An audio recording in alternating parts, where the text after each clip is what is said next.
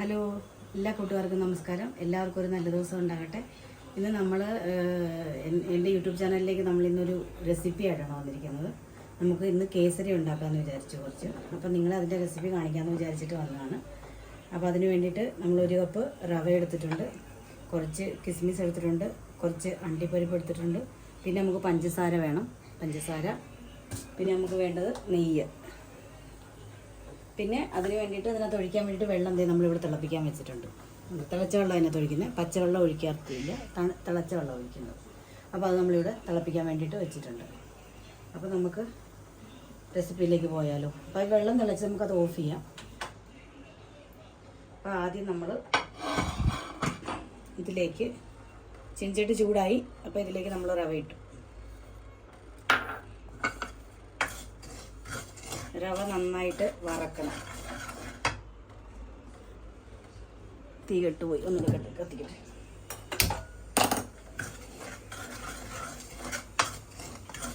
റവ നന്നായിട്ട് ചൂടാകണം. അത് ചെറിയ ചൂടായി കഴിയുന്ന സമയത്ത് നമുക്കിതിലേക്ക് നെയ്യ് വീഴ്ത്തി കൊടുക്കണം. ചെറിയ ചൂടായി കഴിഞ്ഞിട്ട് വേണം നമുക്കിതിലേക്ക് നെയ്യ് വീഴ്ത്തി കൊടുക്കാം.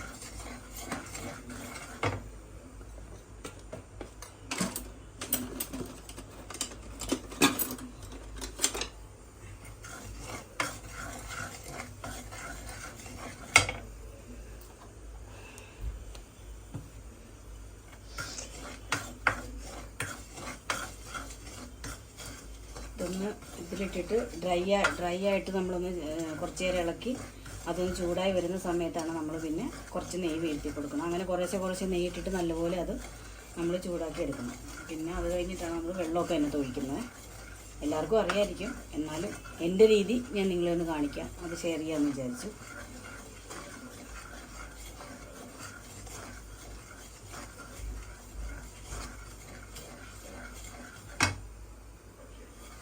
ഒന്നുകൂടെ ചൂടാവട്ടെ.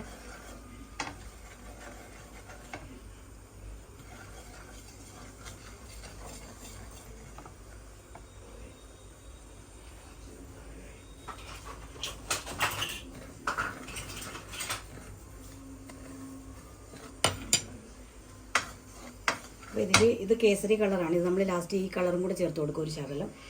നിർബന്ധമില്ല, വേണ്ടവർക്ക് മതി. ഇവിടുത്തുകാർ ഹലുവ ഉണ്ടാക്കുമ്പോൾ ചേർക്കാറില്ല. നമ്മൾ കേസരി ഉണ്ടാക്കുമ്പോൾ മഞ്ഞ വെച്ചിരിക്കില്ല നമ്മുടെ കേസരി. ഇത് മഞ്ഞ കളറാണ്. ഒരു ശകലം നമ്മളിതിൽ ചേർക്കും. ഫുഡ് കളറാണ് ഇത്.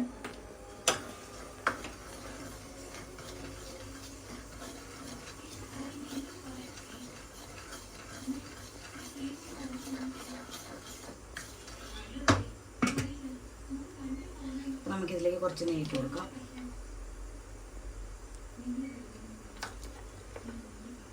നമ്മൾ ആദ്യം 2 സ്പൂൺ നെയ്യ് ഇട്ട് കൊടുത്തു. നെയ്യിൽ കിടന്ന് വേണം ഇത്, നല്ല കുറച്ച് സമയം എടുക്കുന്നത്. നെയ്യിൽ കിടന്നിട്ട് വേണം നന്നായിട്ട് നെയ്യ് ഉരുകി നന്നായിട്ട് ഇത് വരുവേ. ഫുൾ തീയിലാണ് വെച്ചിരിക്കുന്നത് കേട്ടോ, കാരണം നമ്മൾ കണ്ടിന്യൂസ് ഇളക്കിക്കൊണ്ടിരിക്കുന്നതുകൊണ്ട് ഫുൾ തീയിലാണ് വെച്ചിരിക്കുന്നത്. പിന്നെ ഇത് സൂക്ഷിക്കേണ്ട ഒരു കാര്യം എന്ന് പറഞ്ഞാൽ, നമ്മൾ ഇതെല്ലാം വറുത്ത് കഴിഞ്ഞിട്ട് നമ്മൾ ഇതിനകത്ത് ഈ വെള്ളം ഒഴിക്കുമല്ലോ. വെള്ളം ഒഴിക്കുന്ന സമയത്ത് ഇതിങ്ങനെ തിളച്ച് കുറുകി വരുന്നതോറും തെറിക്കും. അപ്പോൾ അത് നന്നായിട്ട് നമ്മൾ സൂക്ഷിക്കണം. ശ്രദ്ധിച്ചില്ലെങ്കിൽ കൈയും കാലമൊക്കെ പൊള്ളും.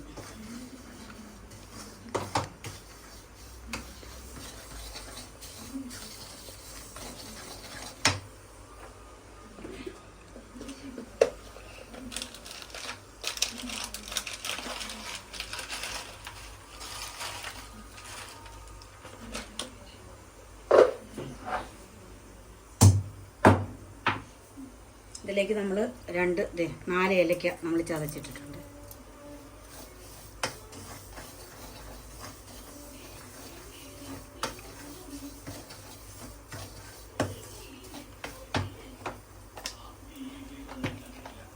ഒരു സ്പൂൺ കൂടെ നെയ്യ് നമ്മൾ ഒഴിച്ചു കൊടുക്കുകയാണ്. നല്ല നാടൻ നെയ്യാണിത് കേട്ടോ. നല്ല മണം വരുന്നുണ്ട്. ഇപ്പം നെയ്യ് ഒഴിച്ചിട്ട് റവ ഇങ്ങനെ മൂത്ത് വരുമ്പോഴത്തേക്ക് നല്ല മണം വരുന്നുണ്ട്, നമുക്ക് പൊട്ടിപ്പിക്കുന്ന മണം. പക്ഷേ ഇതൊന്നും എനിക്ക് കഴിക്കാൻ പറ്റില്ല, ഷുഗറാണ്. ഉണ്ടാക്കി എല്ലാവർക്കും കൊടുക്കാമെന്നല്ലാതെ എനിക്ക് കഴിക്കാൻ പറ്റില്ല.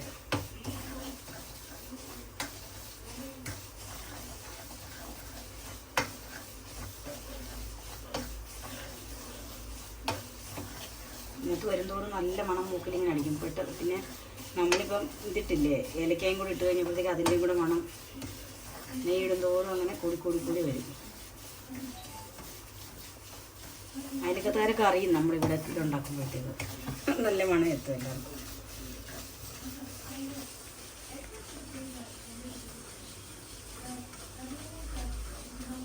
നമ്മൾ ഇങ്ങനെ കൈ വിടാതെ ഇങ്ങനെ ഇടയ്ക്കൊന്നും കുഴപ്പമില്ലെന്ന് കരിയോ അല്ലെങ്കിൽ നമ്മൾ നോക്കി നിൽക്കണമെന്നേ ഉള്ളൂ. ശകലം നേരമൊക്കെ വിട്ട് കൊടുക്കാം, കുഴപ്പമില്ല. ഇത് കണ്ടോ, നെയ്യ് ഉള്ളതുകൊണ്ട് ഇത് കണ്ടോ നല്ലോണം നെയ്യിട്ടിട്ടുണ്ട് കണ്ടോ. ആ നെയ്ക്കകത്ത് കിടന്നാണ് റവ ഇങ്ങനെ ആയി വരുന്നത്, എന്നാലേ അതിന് സ്വാദ് വരുള്ളൂ. അതാണ് അതിൻ്റെ സ്വാദം എന്ന് പറയുന്നത്. പിന്നെ നമ്മൾ ഈ കളറില്ലാതെ ഇവിടുത്തെ നോർത്ത് ഇന്ത്യൻസ് ഈ ഹലുവ ഉണ്ടാക്കുമ്പോൾ കളർ ഇടാതെ ഉണ്ടാക്കുമ്പോഴത്തേക്കുണ്ടല്ലോ അവരത് നല്ലപോലെ ബ്രൗൺ കളറാകുന്നവരെ വറക്കും. പക്ഷെ നമുക്കിപ്പം ബ്രൗൺ കളറാകേണ്ട ആവശ്യമില്ല. റവ മൂത്ത് നല്ല മണം വരാൻ തുടങ്ങിയാൽ നമുക്കതിൽ കളർ ചേർത്ത് പഞ്ചസാരയും ചേർത്ത് നമുക്ക് വെള്ളം ഒഴിക്കാം. അതാണ് അതിൻ്റെ ഭാഗം. അപ്പോൾ അത് ഈ മൂപ്പായി വന്നപ്പോഴത്തേക്കുണ്ടോ ഇപ്പോൾ റവ മൂക്കാൻ തുടങ്ങി. അപ്പോൾ നമുക്ക് ഈ അണ്ടിപ്പരിപ്പ് മുന്തിരിങ്ങ ഇട്ട് കൊടുക്കണം. കാരണം അതിൽ കിടന്നിട്ട് ഇതും കൂടെ ഒന്ന് ഫ്രൈ ആയിട്ട് വരണം. അതിന് വേണ്ടിയിട്ട് ഇട്ട് കൊടുത്തു.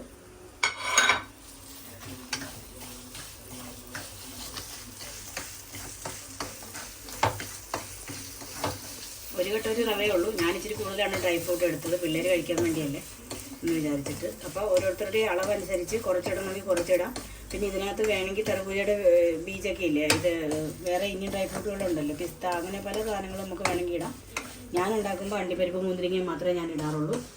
പിന്നെ ഏലക്കായും ഇടാറുണ്ട്. നമ്മുടെ കുഞ്ഞുങ്ങൾക്ക് കൊടുക്കാൻ നമുക്ക് ഇഷ്ടംപോലെ ഉണ്ടാക്കാം. അപ്പോൾ ഇന്നിപ്പോൾ ഞാനിച്ചിരി ഡ്രൈ ഫ്രൂട്ടിൻ്റെ അളവ് കൂട്ടിയിട്ടുണ്ട്. ഉണ്ടോ, റവയുടെ കളർ മാറി വരാൻ തുടങ്ങി. നോക്ക്, ചെറിയതായിട്ട് കളർ മാറി വന്നില്ലേ. അപ്പോൾ ഈ മുന്തിരിങ്ങ ഇതിനകത്ത് കിടന്ന് വീർത്ത് വരാൻ തുടങ്ങുമ്പോഴത്തേക്ക് നമുക്കിതിൽ പഞ്ചസാരയും കൂടി ഇട്ട് കൊടുത്തിട്ട്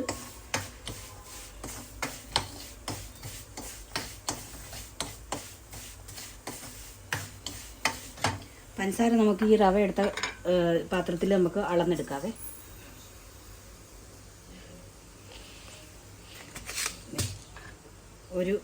ഒരു ഫുൾ കട്ടോരി വേണ്ട, കുറച്ചിടാം നമുക്കിതിൽ. സത്യം പറഞ്ഞാൽ ഞാനിതൊക്കെ എനിക്ക് എല്ലാത്തിനും കൈയളവാണ്. അങ്ങനെയാണ് ഞാൻ ഇടാറ്. ഇങ്ങോട്ട് ഇത് കണ്ടോ, മുന്തിരിങ്ങ എല്ലാം ഇതിനകത്ത് നമ്മൾ ഈ പായസത്തിനിടാൻ വേണ്ടി നമ്മൾ നെയ്യിൽ വറക്കുന്ന പോലെ മുന്തിരിങ്ങ എല്ലാം നല്ലപോലെ വീർത്ത് വന്നു കണ്ടോ. നല്ലപോലെ വീർത്ത് വന്നിട്ടുണ്ട്. ഈ സമയമാകുമ്പോൾ നമുക്കിതിലേക്ക് പഞ്ചസാര ഇട്ട് കൊടുക്കാം. നോക്കാം. ഫുള്ള് വേണ്ട, നമുക്ക് കുറച്ച് ബാക്കി വയ്ക്കാം. പഞ്ചസാര ഒന്ന് മെൽറ്റായിട്ട് വരാൻ തുടങ്ങുമ്പോഴത്തേക്ക് നമുക്കിതിൽ ശകലം കളർ, ഇത്രയും മതി കളർ കണ്ടോ, ഒരു പിഞ്ച് ഇത്രയും കളർ ഇട്ട് കൊടുത്തു. ഇനി നമുക്കിതിനകത്ത് വെള്ളം ഒഴിച്ചു കൊടുക്കണം.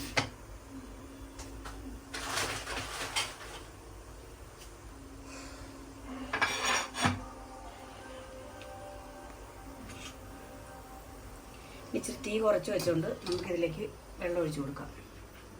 വെള്ളം ഒഴിക്കുമ്പോൾ ഇതാണ് നമ്മൾ ശ്രദ്ധിക്കുന്നത്, കൈ കാലം കൊള്ളാതെ നല്ലതായിട്ട് പൊരിക്കുക.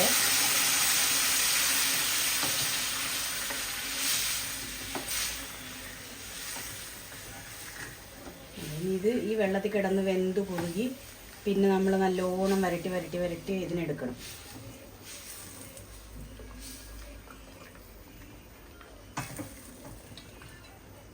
ഇത് ഞാനൊരളവ് പറയാനാണെങ്കിൽ നമ്മൾ ഈ കട്ടോരിയിൽ ഒരു കട്ടോരി നമ്മൾ റവയാണ് എടുത്തെങ്കിൽ ഒരു 5 കട്ടോരി വെള്ളമെങ്കിലും നമ്മൾ തിളപ്പിച്ച വെള്ളം ഒഴിക്കണം.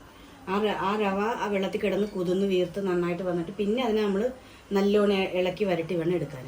അത് ഒരളവ് ഞാൻ പറയുവാണ്. ഞാനൊരു അളവ് അന്താജ വെച്ചിട്ട് ഒഴിക്കാറാണ് പതിവ്. പക്ഷേ ഒരു 5 കട്ടോരി വെള്ളമെങ്കിലും നമ്മൾ ഒഴിച്ചിരിക്കണം. ഇതാണോ, തിളച്ച് വരുമ്പോൾ ഈ തിളയ്ക്കും തോറും കുറുകി വരും.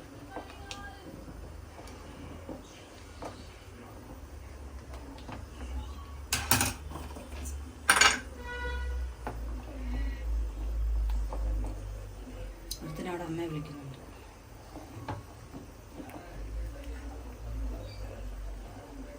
ഓരോരുത്തരും അവരവരുടെ ഇഷ്ടത്തിന് പല പല രീതികളിൽ ഉണ്ടാക്കാറുണ്ട്. ഞാനിവിടെ ഞാൻ ഹൽവ ഉണ്ടാക്കുമ്പോൾ ഒരുവിധപ്പെട്ടവർക്കൊക്കെ ഇഷ്ടപ്പെടാറുണ്ട്. അപ്പോൾ ആ റെസിപ്പി നിങ്ങളോടൊന്ന് ഷെയർ ചെയ്യാമെന്ന് വിചാരിച്ചിട്ട് വന്നതാണ്. അപ്പോൾ ചിലർ വിചാരിക്കുമോ കേസരി എല്ലാവർക്കും ഉണ്ടാക്കാൻ അറിയാമല്ലോ എന്നൊക്കെ വിചാരിക്കുമായിരിക്കും. പക്ഷേ ഞാൻ എൻ്റെ രീതി നിങ്ങളോടൊന്ന് ഷെയർ ചെയ്യാമെന്ന് വിചാരിച്ചു, അത്രേ ഉള്ളൂ. അടുക്കള നിൽക്കാൻ നല്ല വിയർത്തിട്ട്.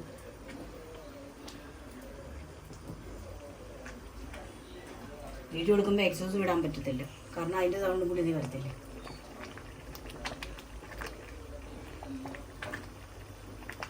ഇതുണ്ട് ഇപ്പം നമ്മൾ കണ്ടോ, ഇപ്പോഴാണ് നമ്മൾ ശ്രദ്ധിക്കേണ്ടത്. കണ്ടോ ഇങ്ങനെ നമ്മൾ കുറുകി വരും ദൂരെ കണ്ടോ തെറിക്കുന്നുണ്ടോ, മേത്തൊക്കെ നമ്മുടെ നല്ലപോലെ തെറിക്കും. നമ്മൾ ദൂരെ നിന്നിട്ട് വേണം ഇളക്കാൻ, ഇല്ലെങ്കിൽ നമ്മുടെ മുഖത്തൊക്കെ തെറിച്ച് വീഴും, കണ്ണിലൊക്കെ തെറിച്ച് വീഴും. ഇത് ഭയങ്കര ഇതായിട്ട് നിന്ന് ഉണ്ടാക്കേണ്ട കാര്യമായി. ഈ സമയമാണ് സൂക്ഷിക്കേണ്ടത്. ഈ വെള്ളം വറ്റി വരും തോറും ഇത് തെറിക്കും.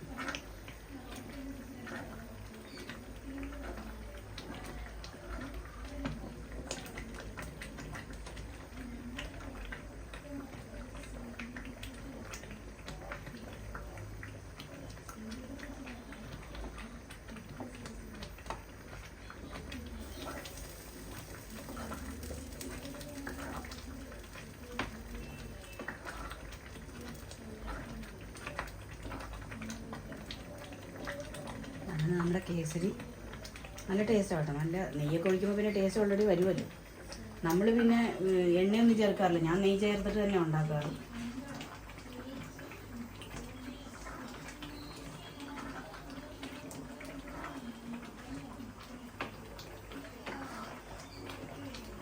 ഒന്ന് പറ്റട്ടെ, ശലനേരം ഒന്ന് പറ്റിക്കഴിയുമ്പോൾ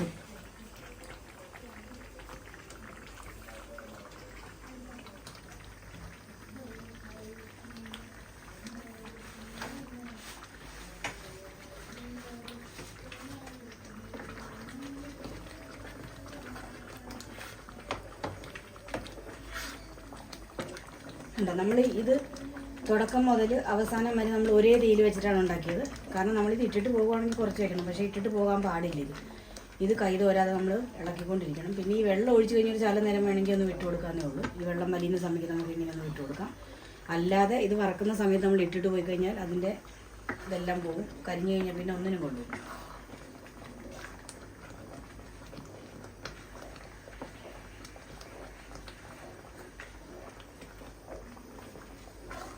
ഇങ്ങനെ ആയി വരുന്ന സമയത്ത് നമ്മൾ ഇതിലേക്ക് ശകലം നെയ്യിട്ട് കൊടുക്കണേ. നെയ്ക്കകത്ത് പിന്നെ വരേണ്ടതാണ്, കാരണം നമ്മളിപ്പോൾ നെയ്യിട്ട് കൊടുത്തില്ലേ.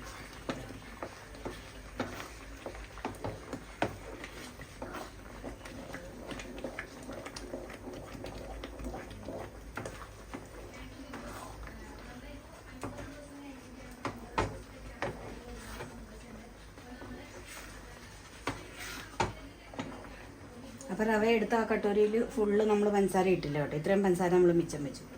പിന്നെ ഓരോരുത്തരുടെ ഇഷ്ടം, മധുരം കൂടുതൽ വേണ്ടവർക്ക് മധുരം കൂടുതലായിട്ട് ഇടാം. നമുക്ക് മധുരം കുറവ് മതി നമ്മുടെ പിള്ളേർക്ക്, അതുകൊണ്ട് മധുരം ഞാൻ അത്ര ഇട്ടിട്ടുള്ളൂ.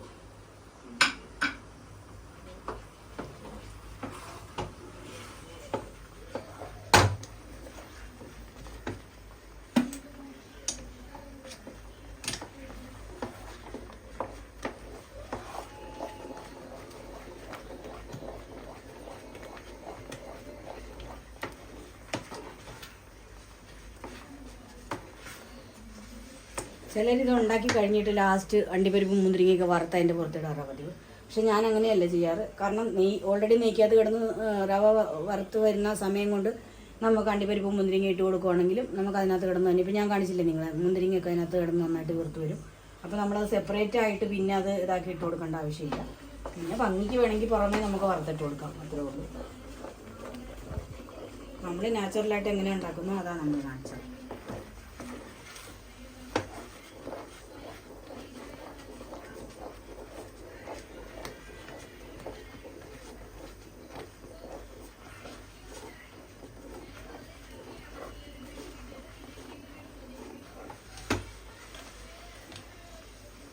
ശകലം നെയ്യിടാം. ഇത് ലാസ്റ്റ് സ്റ്റേജായി വരുമ്പോഴത്തേക്ക് ഇത് നമ്മൾ നെയ്യിട്ട് കൊടുത്തിട്ട് അതിനകത്ത് കിടന്നുണ്ടാകുമ്പോൾ നമ്മൾ ചീനിച്ചട്ടീന് ഇങ്ങനെ വിട്ട് വരും. കണ്ടോ ചീനിച്ചട്ടീന് ഇങ്ങനെ വിട്ട് വരും. അതാണ് അതിൻ്റെ പാകം. ഉണ്ടോ വെള്ളം വറ്റി, അപ്പോൾ ആ തിളക്കിൽ നിന്നാണ്ടോ ആ പൊട്ടിത്തെറി നിന്നു. വെള്ളം വറ്റി കഴിയുമ്പോഴത്തേക്ക് ആ പൊട്ടിത്തെറി നിൽക്കും. പിന്നെ ഇനിയിപ്പോൾ നെയ്ക്കകത്ത് കിടന്ന് ഇത് വരളോ. കണ്ടോ വെള്ളം കിടക്കുന്നിടത്തോളം അതിങ്ങനെ പൊട്ടിത്തെറിച്ചുകൊണ്ടിരിക്കും. ഇപ്പം അത് പാകമായി. ഇനിയിപ്പോൾ നമുക്ക് എത്ര നേരം വേണമെങ്കിലും വരട്ടിയെടുക്കാം ഇത്. അപ്പോൾ ഇത് പാകമായി, ഇതായി.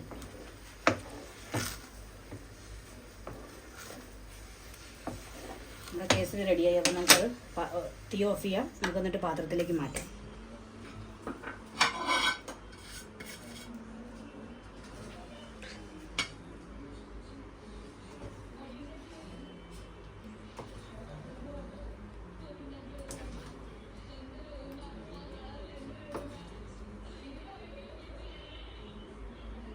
തണുത്ത് കഴിയുമ്പം ഇത് നല്ല സോഫ്റ്റ് ആയിട്ടിരിക്കും.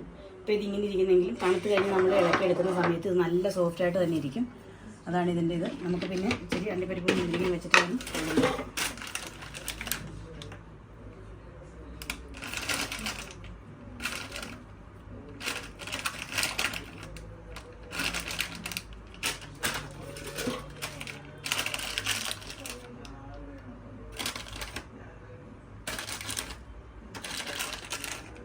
ഇതിപ്പോൾ കാണുമ്പോൾ നിങ്ങൾക്ക് വട്ടയപ്പം പോലെ തോന്നുന്നുണ്ടായിരിക്കും, പക്ഷെ അങ്ങനെയല്ല. ഇത് നമ്മളിപ്പോൾ ഇളക്കി നിങ്ങളെ കാണിച്ചു തരാം. ഇത് നമ്മളിപ്പോൾ ഇതിലേക്ക് ഒഴിച്ച് വെച്ചേ ഉള്ളൂ. ഇത് ശകലം തണുത്ത് കഴിയുമ്പോൾ ഉണ്ടല്ലോ ഇത് ശരിക്കും ഇതായി വരും. കാണിച്ചു ഒരു സ്പൂൺ എടുത്ത് കാണിച്ചു തരാം.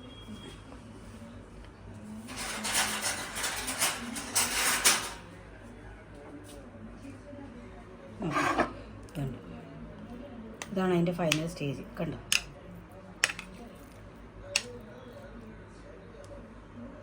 നമ്മുടെ കേസരി റെഡി ആയിട്ടുണ്ട്.